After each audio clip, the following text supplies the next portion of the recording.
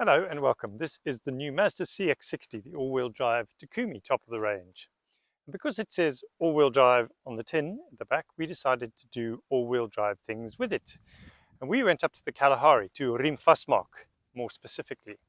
That's a hot spring down the end of a very, very deep gorge.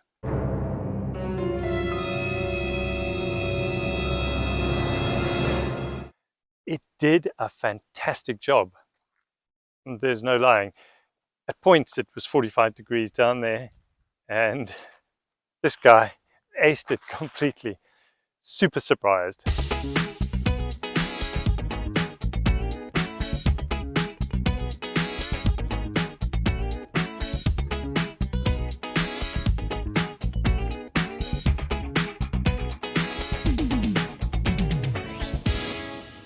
So that's the tough stuff out the way, but what about the rest? Well, this is a 3.3 litre turbo diesel engine.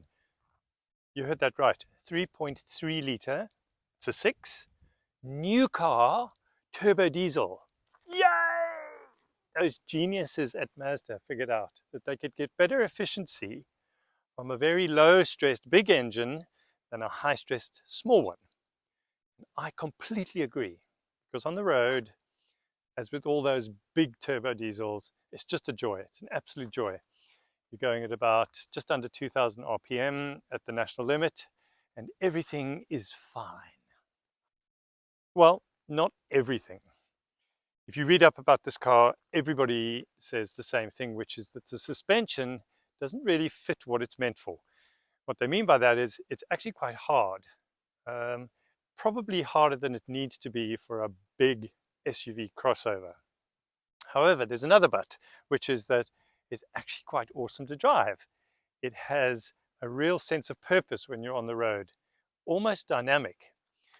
Look at the size of those wheels. It's actually not bad in the twisties, and it looks low, and it kind of is low, so you're not going to be going major off-roading, but actually that, ooh, excuse me, there's a gemsbok from nowhere.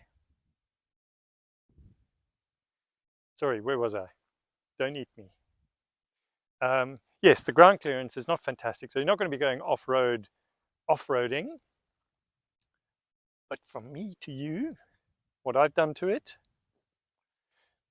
it manages pretty well indeed. So what about inside? What about the comforts? Beautiful, rock solid, everything falls to hand perfectly. There's no touchscreen, there's a rotator dial for that, but it doesn't seem to matter. Everything falls to hand beautifully. Well, there's good news here too. Good news from my point of view, as much as anything else. It's all the usual. It's comfortable. It's built like a brick house. It's built to last because it's a Mazda, and that's what Mazdas do. It's beautiful inside as well. But here's the thing, which I'm very happy about. It has all the aids you could possibly want, as per the usual nonsense for modern cars, but you can turn them all off. And the best news is, once you've turned them off, they stay off. So once again, thank you, Mazda, for thinking out the box and not following the herd and doing what you know your customers are actually going to want. You get in that car, it doesn't tell you that your handbrake is on, it doesn't tell you that you're going to bump into something. You've turned it all off, and it reckons you're an adult, you're a human being who can do these things for yourself, and hurrah.